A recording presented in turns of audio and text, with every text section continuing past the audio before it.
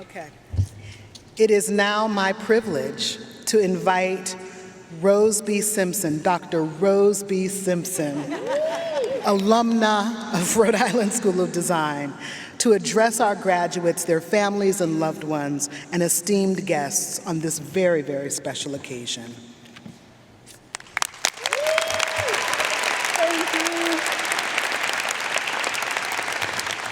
This is really big. I'm going to take a big breath. Come on.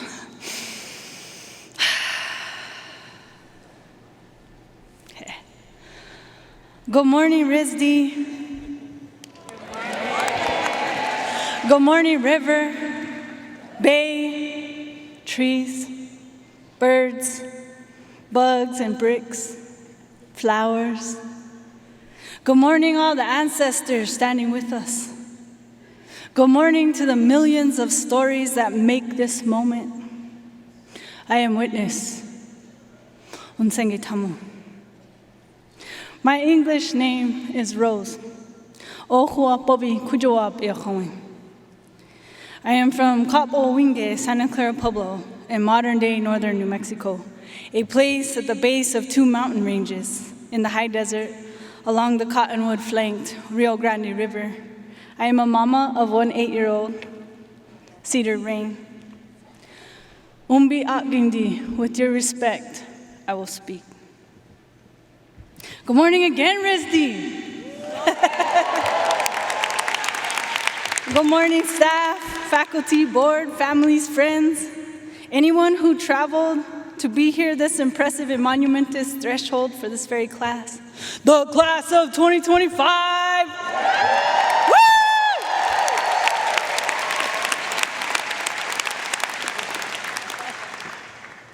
I'm honored to be here, my very own alma mater. Honestly, this is totally nuts. When President Williams contacted me, I was like, who, me? Oh, absolutely, totally, yeah, for sure, I'll do it. And, oh no, this is terrifying. No pressure. Just a little bit of insomnia and no more fingernails. Any of you heard of imposter syndrome? For those of you who haven't, imposter syndrome is where you feel like an actor in a play that is fancier than you. And there is a deep fear that you'll get discovered for not being the correct character for the position, or something like that. I feel like it happens because we often hold external values or ideals of success higher than the values that live cozy deep within ourselves.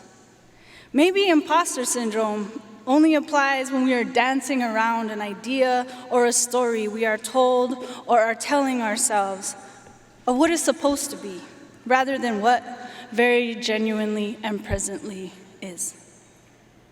Fun fact, I've always struggled with imposter syndrome. From being a mixed blood, light-skinned kid growing up on the res, to a res farm boonies kid trying to keep up with the wit of most up-to-date media, phrases and phases. Who am I? Who am I? Where do I belong? Where do I go? What do I crave? How do I feel? How to feel? What to act upon? What does respect look like here and there? Everywhere. Honestly, I feel like if I'm ever ultra confident in any situation, I will have lost the plot. I think I know really what's going on. If I ever think I know really what's going on, I will have sacrificed the mystery. I will have sold my authenticity much too short. There is a gift in imposter syndrome that we keep questioning the moment, investigating our own identities and truths. So thank you, deep questioning, for keeping me on my toes. Speaking of toes, I remember clomping down Waterman in the first week of moving to Providence, holding my RISD ID in my hand, my face printed adjacent to the legendary logo. RISD had only been a dream, and it was nigh. That was 2009. RISD, a buffet of opportunity, feedback, overwhelm, and victory. I sometimes felt as if I had gone to war with my cohort. And we all have this story that no one else in the world will ever know.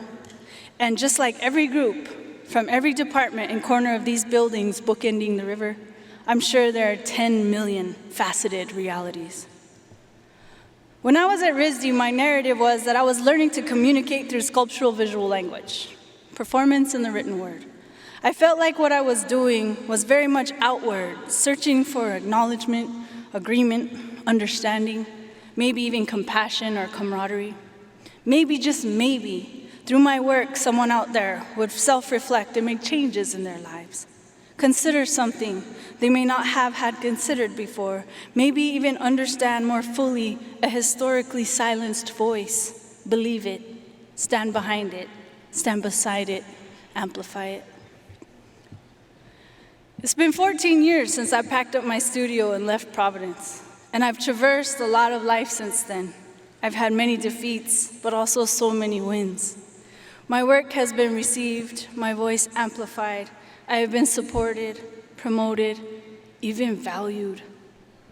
The more support that I've received, the more profound the nagging whisper, "Why me?" I'm not sure if I knew it fully at the time, but while I was having an arts experience at RISD, I was actually searching for my authentic self, my authentic voice, my authentic work, my authentic journey. The whole thing, the seminar, studio, the crit, the moving far away from home to make a go of it, was a means to intentionally work on excavating my truest self.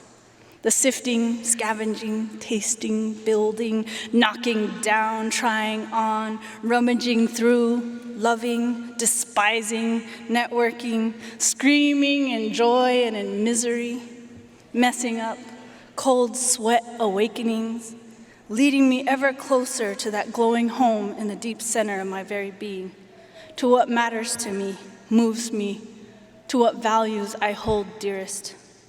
That's what we're all doing, right? I'd like to say that when I loaded the U-Haul truck to leave Providence at the end of my RISD graduate experience, my whole world packed in there.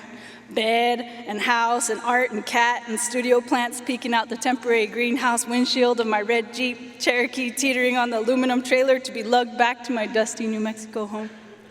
That I had figured it out. I did. I cried through a couple of the bigger states because I felt accomplished. I felt raw. I felt complicated, even jaded.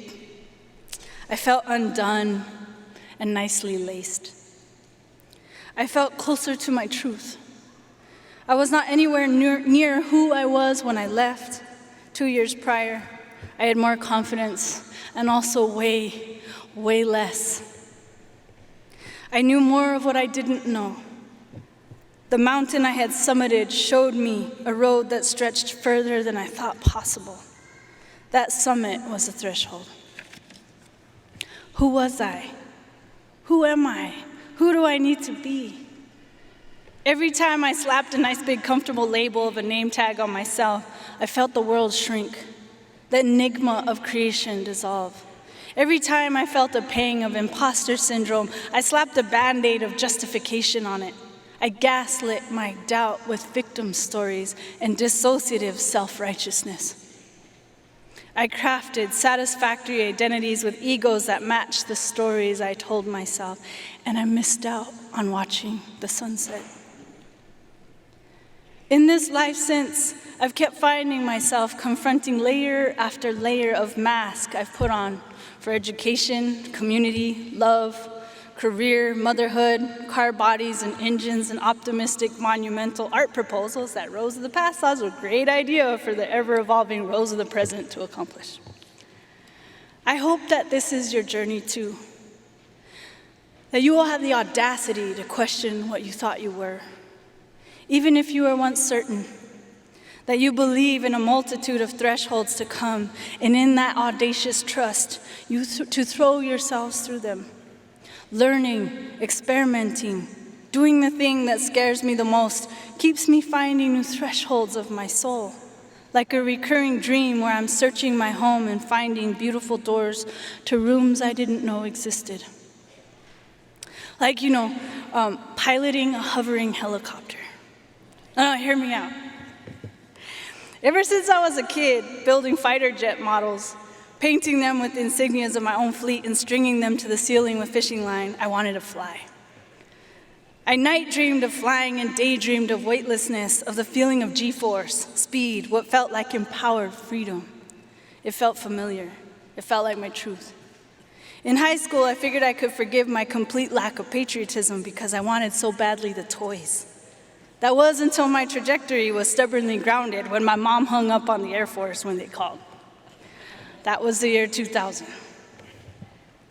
In the beginning of 2024, I sat in an interview at the end of a long table, a neat stack of paperwork in front of me, hoping to be accepted into the helicopter pilot school at Vertical Limit Aviation in Albuquerque, New Mexico.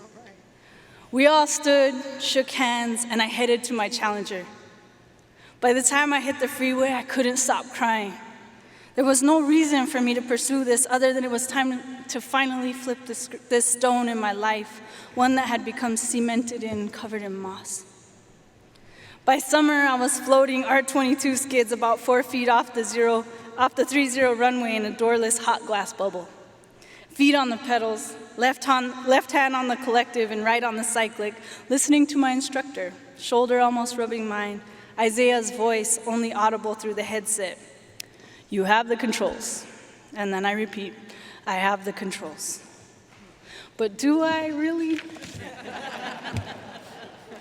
The first few classes, I was still in 80s kid Top Gun mode. A world of dudes, the ability to draw the drivetrain with all accompanying gear ratios, rote memorization of all the thousands of ways things can get critical in a helicopter, low G, mass bump, auto rotations, mind games to justify the why me in me.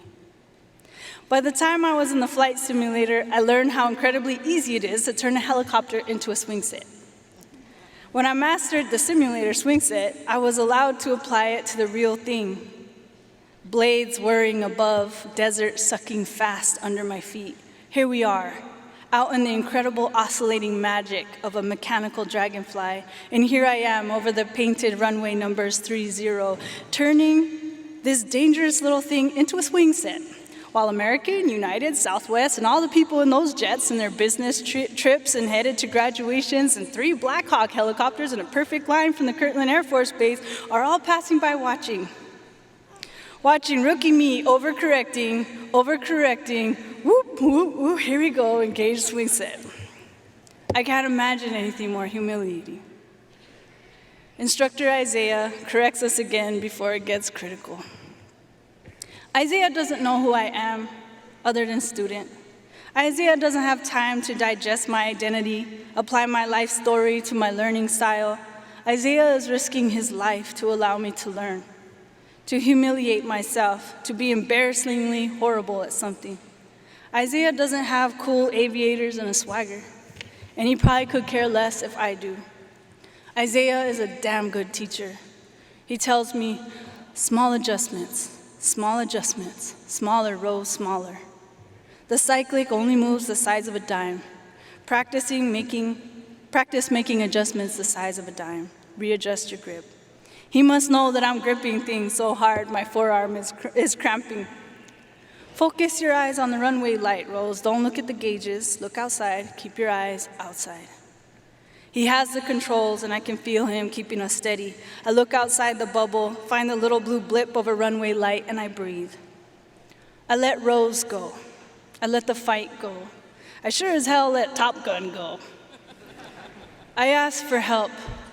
Ancestors, anyone, help me. I'm so frustrated. I've never been so bad at anything in my whole life. My ego is throwing a fit somewhere back there.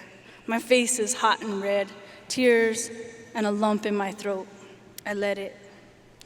You have the controls. I have the controls. We are floating. We are still. I am breathing. If we creep slightly to the right, I bring us back with the cyclic, no more than a dime, and hold us over the 30. I don't know who I am, but it's not the me that came to fly this thing. I had to put her down. I had to let her go. I remembered the day I cried on the freeway. I was mourning, and I didn't know what yet. I was mourning the release of yet another identity that I knew I had to go through, a threshold into a deeper knowing of my truth. I had to let that story go entirely. Isaiah distracted me with, "You are hovering, congrats! Now you can juggle while riding a unicycle on a skateboard." As soon as Isaiah spoke, I lost control again and we started swooping, but I had felt it. It got me, I got it. I was transformed. Almost a year later, and I'm at the next humiliating stage of challenge, air traffic control calls, which I might be possibly worse at than hovering. But I am satisfied that I now know why I had to do this, one step closer to what's underneath. Maybe it's through humbling oneself to do something terrifyingly new, to risk embarrassment, to risk shame, to have the audacity to do the thing that questions what I thought I knew, to get close to critical and stay afloat. In that moment of connectedness, however you may find it, however it may offer itself up, through words, practice, silence, courage, lives the truest self, the one beyond thought, the one beyond certainty or righteousness, the one beyond all the lies we've been told or the ones we've told ourselves. These moments are thresholds, like this one now. May there be thresholds, beautiful souls, ever spectacular and unimaginable thresholds, chapters upon chapters of journey to your brilliant and beautiful mysterious cores. May these chapters deliver you ever closer to your divine truth, your brilliant authenticity, to the knowing of what is unquestionably loving, effortlessly boundaried, blissfully present, and the kind of true service that is inherently devoid of guilt, fear, or shame. Just loving the process and practice and love. And there are those teachers like Isaiah who will be present and non-judgmental as they lead you through those endearingly sloppy moments. That the decisions between right and wrong aren't even the point anymore, because remember that? That was kindergarten. We know we are love, changing ourselves and changing the world, and we are no longer playing chutes and ladders, honey bunny. This life is the art you are making. It's not about right, it's about real. And atrocities against children and babies of all kinds, plants, animals, humans, anywhere, will pain you. It's 2025 and I'm standing at the edge of a vast ocean of stars, and so are you. The future, grim or utopic, as we may tell ourselves, is the most incredible and beautiful mystery. Now that you know everything, or you figured out that you don't know, let it unfold you. As you unfold, so does the whole world. And I believe that the authenticity you will find is the most powerful beauty imaginable. Let it see you. Let yourselves meet it. And I will too, right there with you. And in this silly chapter I'm in right now, ATC calls are absolutely terrifying. So I'll keep practicing by calling my daughter to dinner like Santa Clara Tower to helicopter 2016, Charlie Echo Delta Alpha Romeo, proceed to land at dinner table 01 immediately. Your food is getting cold. I repeat, your food is getting cold. Here's to the journey and whatever it takes. Congrats and bon voyage, class of 2025.